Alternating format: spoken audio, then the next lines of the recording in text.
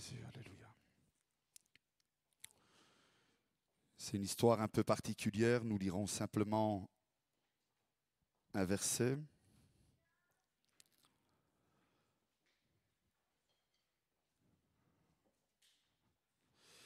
Dans Luc, chapitre 18, verset 27. C'est l'histoire du jeune homme riche, mais ce matin, nous ne parlerons pas de cela.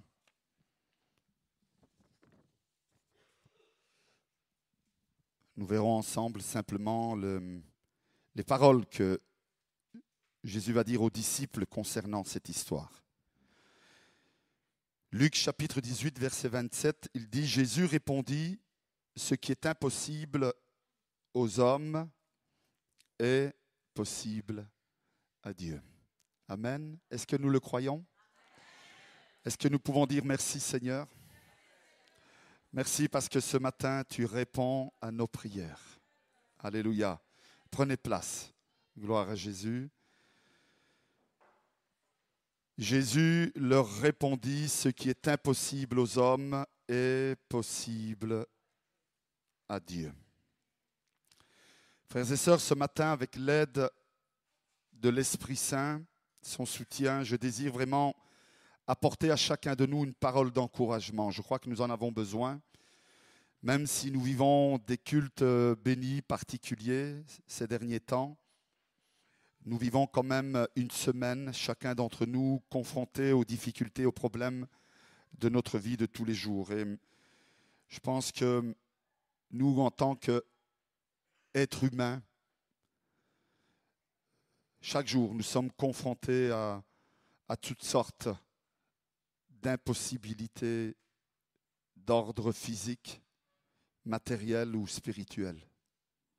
Souvent, nos problèmes, nos difficultés, je ne sais pas pour vous, mais je vais parler pour moi.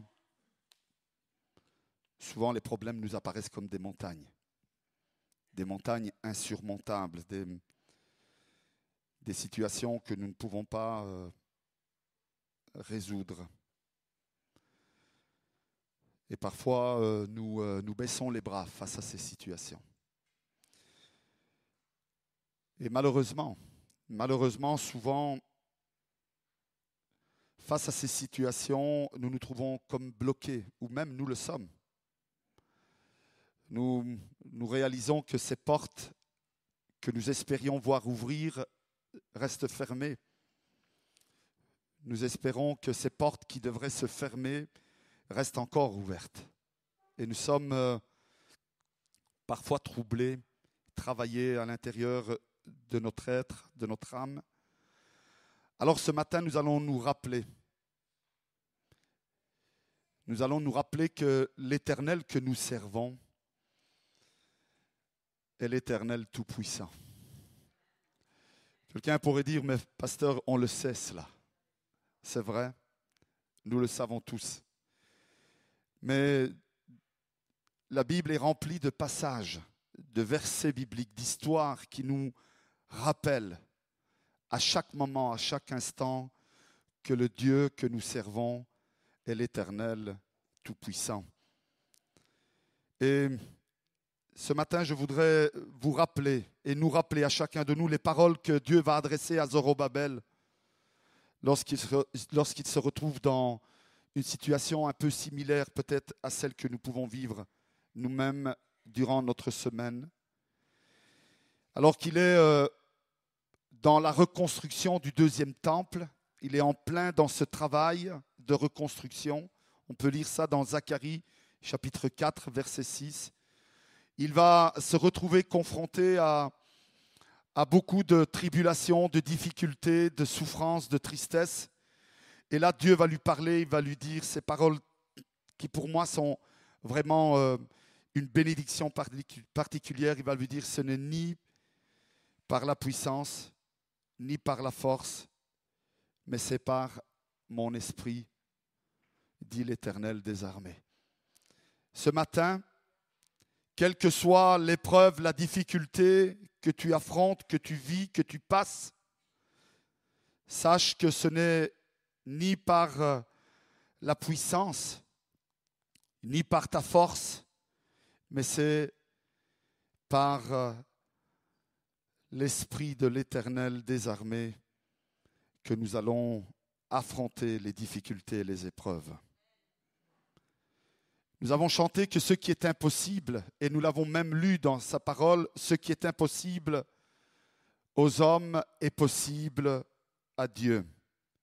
Alors oui, frères et sœurs, c'est vrai que dans notre vie personnelle, à cause des maladies, à cause des infirmités que nous vivons, nous pouvons croire que nous ne sortirons jamais de ces épreuves.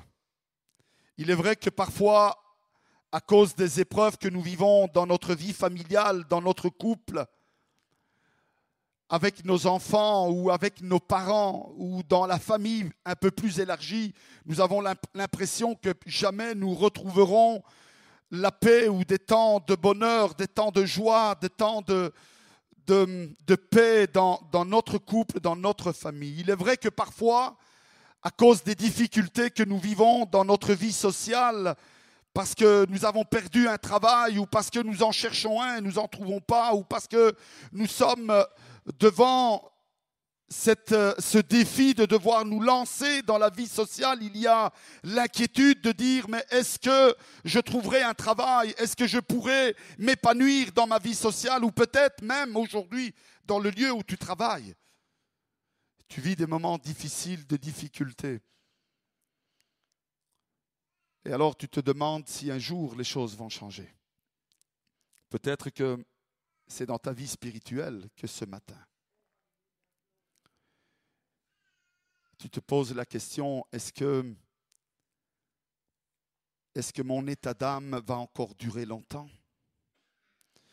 Est-ce que mon état d'âme va encore se détériorer au point de m'éloigner complètement de Dieu? Peut-être que dans ta vie spirituelle, tu passes un temps d'épreuve où tu demandes à Dieu et tu as le sentiment que Dieu n'entend pas tes prières et cela te décourage, presque au point de ne plus vouloir demander à Dieu. Peut-être que tu as le sentiment que ce que tu demandes, Dieu ne l'exaucera pas, ou c'est trop tard, ou c'est impossible, ou les choses désormais sont comme cela. Et donc dans ta vie spirituelle, tu te décourages. Tu as envie de t'arrêter. Tu sens que tu t'affaiblis spirituellement. Peut-être que ce matin, dans ton cœur, il y a de l'amertume par rapport à ton Église, par rapport à les responsables de ton Église. Peut-être qu'il y a de l'amertume par rapport à tes membres de ton Église. Peu importe, quelles que soient les raisons, cela travaille ton cœur, travaille ta vie, travaille ton esprit et te donne l'impression que les choses sont insurmontables, trop difficiles. Alors ce matin, le Seigneur nous demande de faire quelque chose, à vous et à moi, personnellement. Le Seigneur nous invite à lui faire connaître nos besoins. Il nous invite à lui faire connaître nos problèmes, nos difficultés. Alors si nous sommes dans sa maison ce matin, et je voudrais m'adresser aussi à ceux qui nous suivent par Internet en direct ce matin, si vous êtes dans votre maison, là où vous vous trouvez, peu importe l'endroit, peu importe quand vous entendrez cette prédication, si c'est dans un mois ou dans un an, faisons connaître nos besoins à l'Éternel.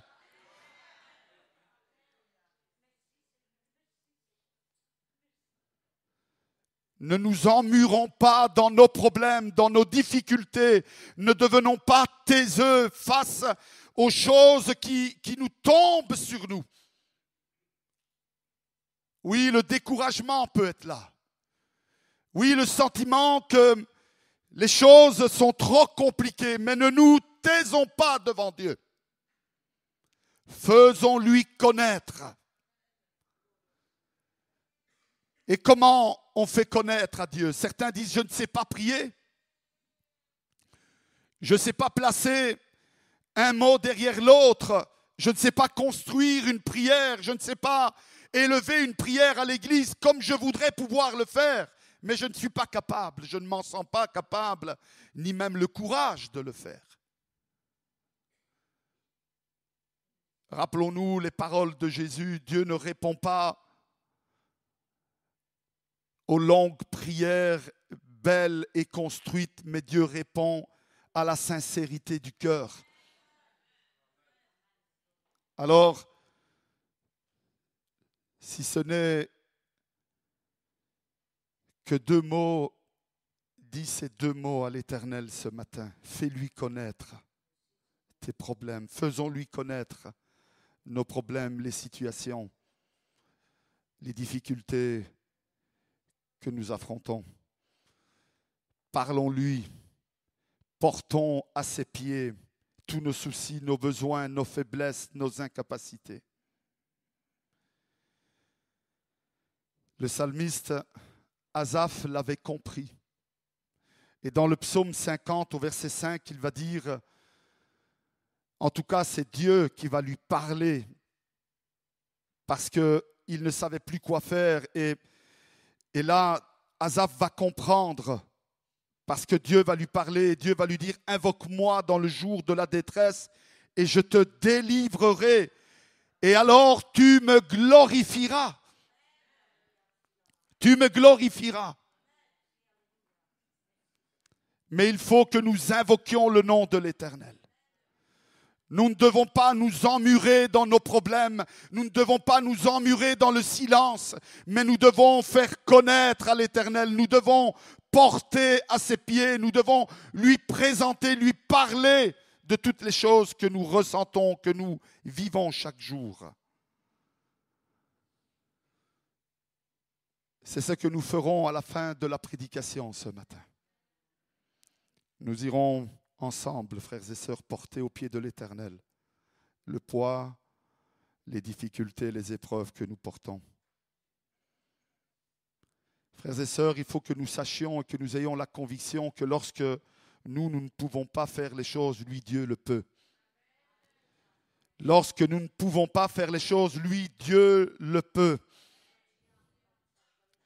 Je ne sais pas si vous vous rappelez de cette histoire de cet homme, de ce père qui arrive aux pieds de Jésus, épuisé, découragé, angoissé.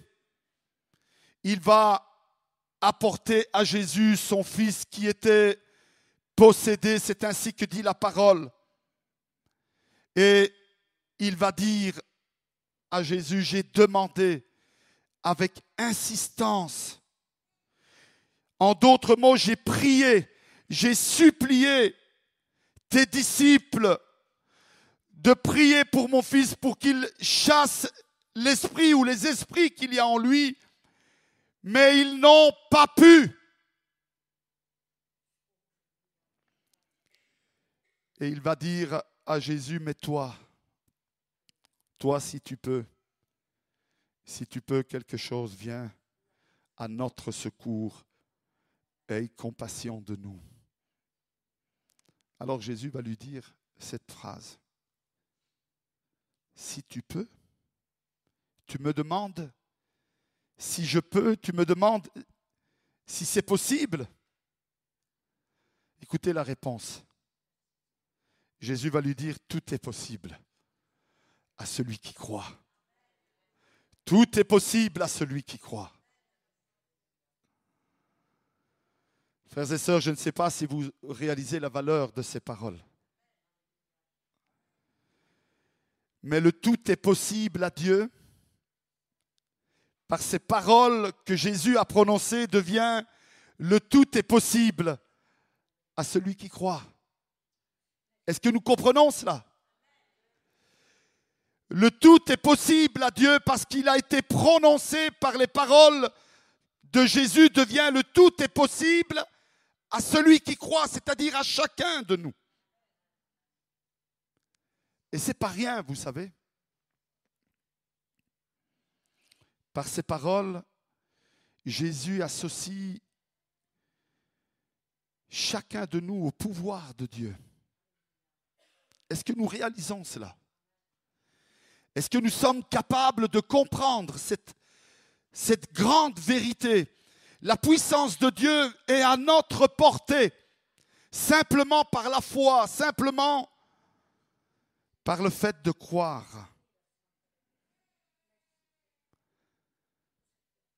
Si nous allons lire ce passage, nous verrons que lorsque Jésus va accomplir le miracle, cet enfant va être libéré et cette famille va s'en retourner à sa maison.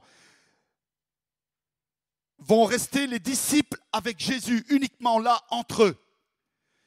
J'ose imaginer le silence qu'il y avait. Presque cette honte qu'il y avait dans le cœur des apôtres, des disciples qui étaient là. Ils avaient entendu les paroles de ce Père qui avait dit « J'ai supplié tes disciples, ceux qui te suivent, je les ai suppliés pour qu'ils prient pour mon enfant et le libèrent et ils n'ont pas pu. » Ces paroles retentissaient encore dans leurs oreilles. Ils étaient là, ils attendaient probablement une réprimande. Et Jésus va leur dire ces paroles. C'est à cause de votre incrédulité. Je vous le dis en vérité. Si vous aviez la foi comme un grain de senève, vous diriez à ces montagnes, transporte-toi d'ici à là, et elles se transporteraient d'elles-mêmes, car rien ne vous serait impossible. Frères et sœurs, là encore, Dieu nous révèle une grande vérité. Je voudrais que nous puissions la comprendre ce matin. Le grain de moutarde, le grain de senève est la graine la plus petite qu'il y a dans l'agriculture. Elle fait probablement 1/10 de millimètre. C'est une des plus petites graines. Et Jésus dit, si vous arriveriez à croire ou à voir la foi autant que cette petite graine, vous diriez à ces montagnes de se déplacer, elles se déplaceraient d'elles-mêmes. D'elles-mêmes. Cela veut dire, frères et sœurs, que si nous avons la foi plus qu'un grain de moutarde ou de senève, eh bien, non seulement nous pourrions, et je n'exagère pas, vous savez, quand je dis cela, non seulement nous pourrions déplacer des montagnes, mais nous pourrions aussi faire les choses que Dieu a fait. On a du mal, hein? Moi, être capable de créer quelque chose. Dieu met à notre portée la puissance qu'il a, uniquement par la foi. Parce que lui a la foi. S'il ne l'aurait pas lui. Et parce qu'il a la foi, il dit la chose et la chose arrive. Amen. Parce qu'il a la foi. Il a décidé de créer l'univers. Il a dit la chose et la chose s'est créée. Il a demandé au jour de prendre place. Et le jour a pris place. Il a demandé à la mer de se regrouper et la mer s'est reprise et la terre est sortie hors de l'eau. Il a tellement de foi qu'il dit la chose et la chose arrive. C'est extraordinaire. Et Dieu nous dit que si nous aurions la foi comme un grain de senève, un grain de moutarde, nous dirions à la montagne de se déplacer, elle se déplacerait d'elle-même.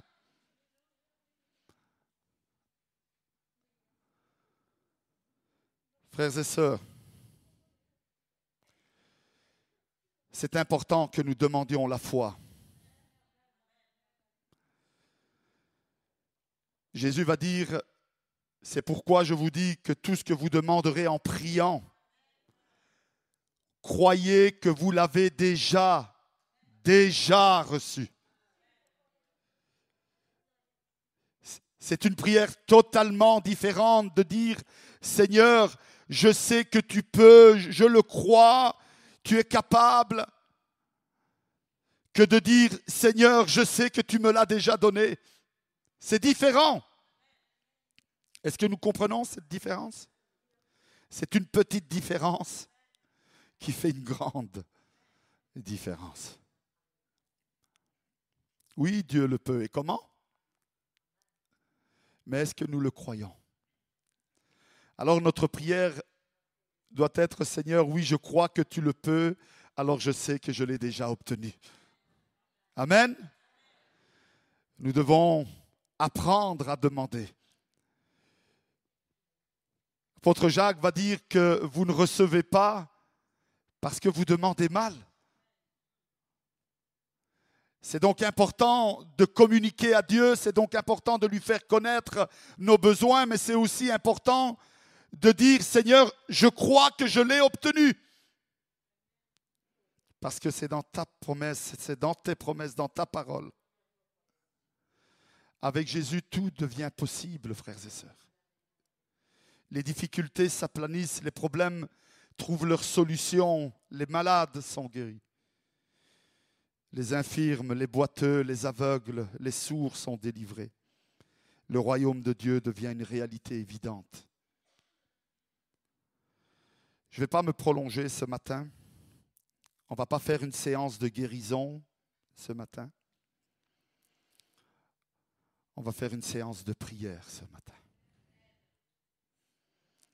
Et la prière, c'est faire connaître à Dieu nos besoins. Est-ce que nous sommes prêts à le faire?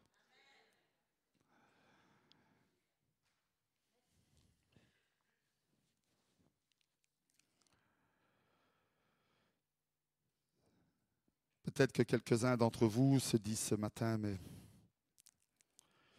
Seigneur, aie pitié de moi, je n'ai même pas la foi comme une graine de sénève.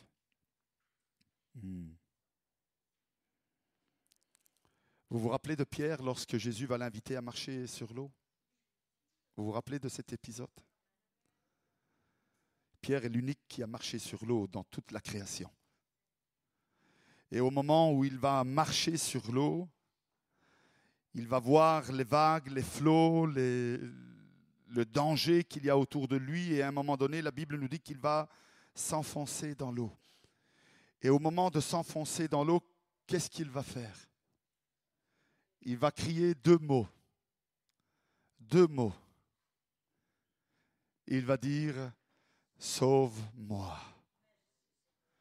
Sauve-moi, Seigneur. Est-ce que nous sommes prêts à le dire ce matin? Pierre n'avait pas le temps de mesurer la grandeur de sa foi. Il ne savait pas si sa foi était grande comme un grain de moutarde ou pas du tout. Il a expérimenté. Il s'est lancé. Et dans la difficulté, il a dit, Seigneur, sauve-moi. 3 mots. Seigneur, sauve-moi. Est-ce qu'on est prêt à le faire ce matin? Est-ce qu'on est prêt à prendre le temps d'aller dans la présence de Dieu et simplement de dire, Seigneur, je suis fatigué. Je porte ce poids. Je n'en peux plus. Je te prie, sauve-moi. Est-ce qu'on est prêt à le faire? Je vous invite à incliner vos têtes, frères et sœurs. Oh Jésus, roi de gloire. Roi de gloire. Tu connais les cœurs de chacun de nous ce matin, Seigneur Dieu. Accomplis ta grâce et ta puissance dans nos vies. Je voudrais inviter les musiciens à venir. On va prendre un temps de prière ce matin. Alléluia. Un temps de louange. Mais je ne voudrais pas empêcher un musicien ou un choriste, l'autre, de pouvoir venir aussi ce matin et déposer aux pieds de l'Éternel. Donc, sentez-vous libre, même si vous devez guider la louange. Mais ce matin, je voudrais inviter Chacun de nous qui passons par des temps difficiles, que ce soit dans notre santé, que ce soit dans notre couple, dans notre famille, avec nos enfants.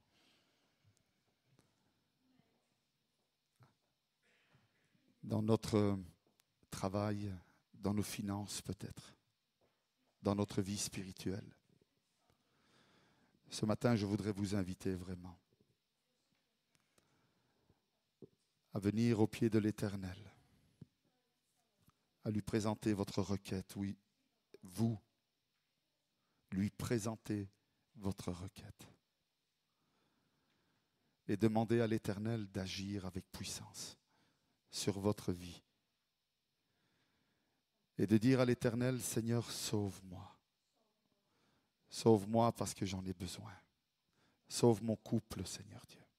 Sauve ma famille, sauve mes enfants. Sauve-moi dans ma santé, dans mon corps, dans ma maladie. Sauve mes finances, Seigneur Dieu. Sauve mon travail. Sauve mes études, ô Éternel Dieu. Sauve-moi, Seigneur. Si ce matin il y a un besoin particulier, je voudrais vraiment t'inviter à prendre ce temps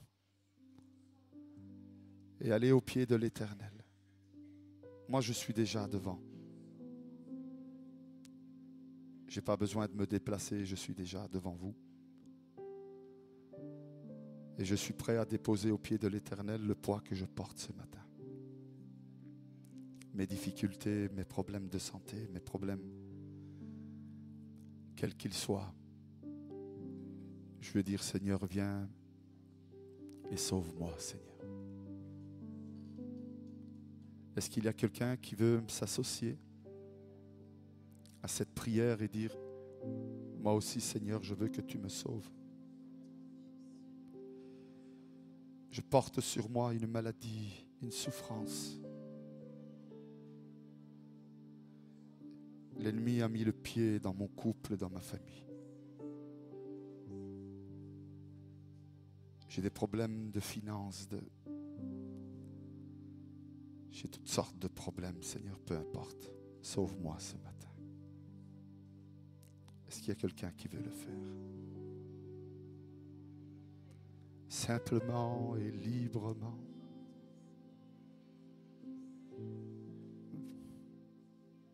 Dans le silence de ton cœur, en levant tes mains vers l'Éternel.